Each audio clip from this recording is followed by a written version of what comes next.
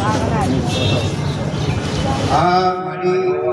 પાસે જ્યારે આવ્યા ત્યારે લિવરના ભાગમાં કેન્સર હતું અને ખાઈ પી એકતા પણ નહોતા અને કેટલી વાત વાળી ગયા એક જ વાત વાળી ગયા છે ખાલી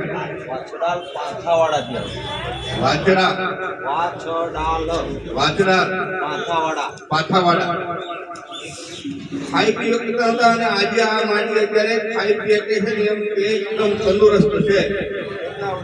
તમારું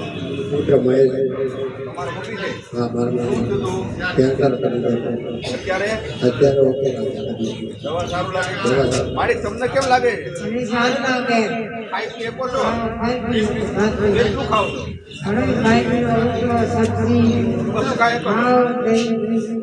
આ છે આપણી આયુર્વેદની તાકાત.